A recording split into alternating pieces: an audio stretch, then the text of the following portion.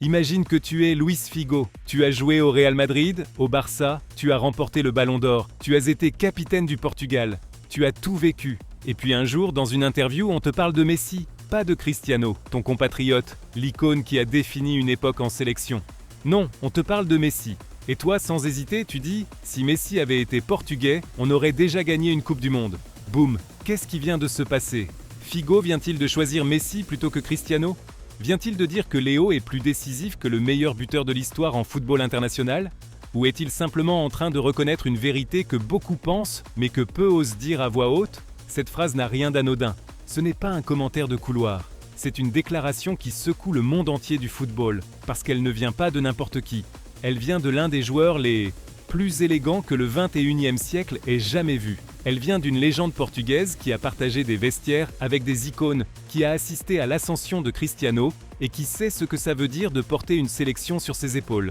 Et pourtant, quand il s'agit d'imaginer la Coupe du Monde qui n'est jamais arrivée pour le Portugal, Figo ne pense pas à CR7, il pense à Messi. Dans la vidéo, on l'entend clairement. Pas de détour, pas de diplomatie, il y a de l'admiration et il y a aussi une sorte de résignation. Comme s'il disait, c'est ça qui nous manquait, il nous manquait un Messi. Et franchement, qui ne le penserait pas? Messi a gagné la Coupe du Monde avec l'Argentine, oui, mais il l'a fait en étant l'axe émotionnel, tactique et spirituel de cette équipe. Il l'a fait sous pression, avec l'âge, avec tout contre lui. Et il l'a fait comme le font les grands, discrètement, avec des buts, avec des passes, décisives, avec du leadership. Figo va encore plus loin, il parle de leadership. Il dit que l'Argentine a une Coupe du Monde parce qu'elle a Messi comme leader. Et que le Portugal n'a pas ça. N'a pas ça? Il ne l'avait pas avec Cristiano? Est-il en train de dire que CR7 n'était pas ce type de leader? La question reste en suspens, et ce n'est pas facile d'y répondre. Cristiano a-t-il été décisif? Oui, mais a-t-il été le leader émotionnel que Messi a été au Qatar? Celui qui a uni le groupe? Celui qui descendait au vestiaire quand il ne jouait pas? Celui qui affrontait chaque moment de face? Là, le propos frappe encore plus fort. Figo ne se retient pas. Il le dit clairement, Messi est le meilleur. Et il le dit sans avoir besoin de comparer, sans avoir besoin d'abaisser qui que ce soit. Il le dit comme quelqu'un qui a tout vu et qui sait reconnaître l'irrépétable. Parce que c'est ça Messi, un joueur qu'on ne peut pas reproduire. Un joueur qu'on ne peut pas expliquer uniquement avec des statistiques. Un joueur qu'on ne mesure pas au but, mais au moment, à ce qu'il crée, à ce qu'il transforme.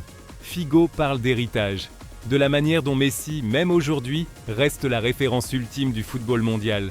De la manière dont son impact dépasse le terrain, même en vivant ce chapitre depuis Miami, avec 2026 à l'horizon. Et c'est là que la comparaison avec Cristiano devient inévitable. Parce que pendant que CR7 continue de courir après de nouveaux défis et de rivaliser à intensité maximale, Messi semble avoir atteint une autre dimension. Une dimension où il n'a plus rien à prouver. Une dimension où sa simple présence change le jeu. Figo est catégorique. Il n'y a pas de place pour le doute. Pas de place pour le débat. Messi est le joueur que toutes les équipes voudraient avoir. Et le Portugal, selon Figo, en aurait fait un champion du monde. Est-ce une exagération? Une invention? Un éloge sans attaque? Ou est-ce simplement la vérité dite par quelqu'un qui sait ce que ça coûte d'arriver au sommet? Et ce qui est le plus intéressant, c'est que Figo répète l'idée. Si Messi était portugais, le Portugal aurait déjà au moins une Coupe du Monde. Il ne dit pas peut-être, il ne dit pas probablement, il dit déjà. Comme si c'était une certitude. Comme si Messi était une garantie de gloire.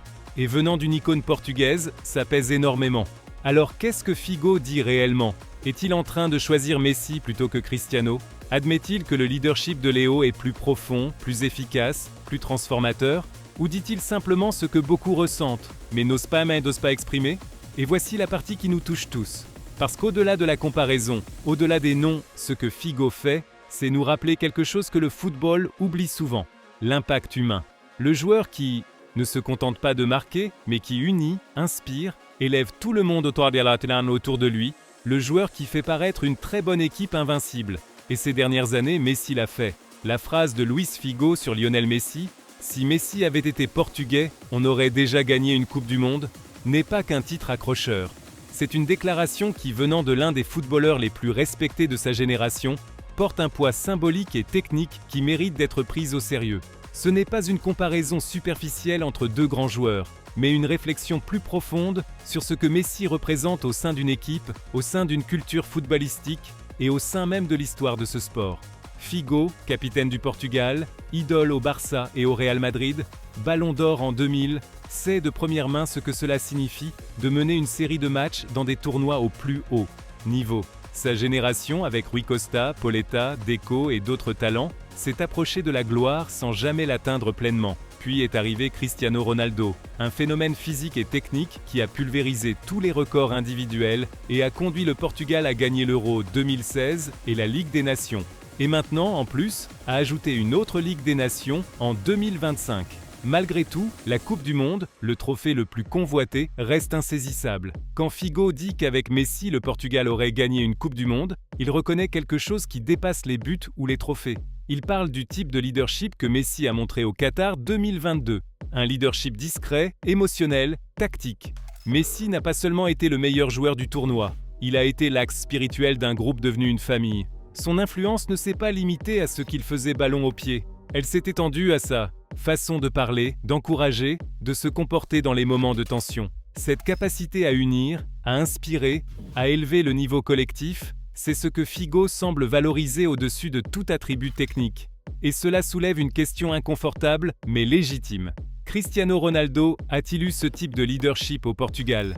Personne ne peut nier son impact, son ambition, son professionnalisme. Mais son style est différent, plus direct, plus individualiste, plus centré sur l'amélioration personnelle. CR7 est un compétiteur féroce, un symbole d'excellence, mais pas forcément un catalyseur émotionnel pour ses coéquipiers. Messi, en revanche, surtout dans sa dernière phase avec l'Argentine, est devenu le cœur de l'équipe. Et dans des tournois comme la Coupe du Monde, cela peut faire la différence entre aller loin et toucher le ciel. La déclaration de Figo révèle aussi comment la perception publique de Messi a évolué. Pendant des années, on l'a accusé de ne pas performer de la même manière en sélection qu'au Barça. On l'a comparé injustement à Maradona, on l'a interrogé sur le fait de ne pas chanter l'hymne, on l'a accusé de ne pas sentir le maillot. Mais tout cela a changé. Le Messi de ces dernières années est un leader mûr, engagé, émotionnellement présent. Et son sacre au Qatar n'a pas seulement fait taire les critiques, il a réécrit son héritage. Figo le reconnaît, et il le fait depuis une position d'autorité. Il y a aussi une lecture plus profonde ici. Figo ne diminue pas Cristiano. Il reconnaît que le football n'est pas seulement du talent individuel, c'est du contexte, de la chimie, du timing. Le Portugal a eu de grands joueurs, et pourtant la Coupe du Monde continue de lui échapper.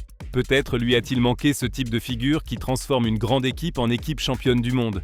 Messi, en ce sens, représente un facteur intangible qu'on ne peut ni entraîner ni acheter. Soit on l'a, soit on ne l'a pas. Au final, la déclaration de Figo est une invitation à réfléchir à ce qui rend vraiment un joueur grand. Ce n'est pas seulement le nombre de buts, ni les trophées accumulés.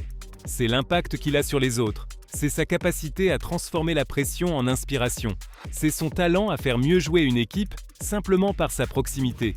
Et c'est cela, selon Figo, que Messi aurait apporté au Portugal. Ce n'est pas une pique contre Cristiano, c'est un hommage à ce que Messi représente. Et toi, qu'en penses-tu ?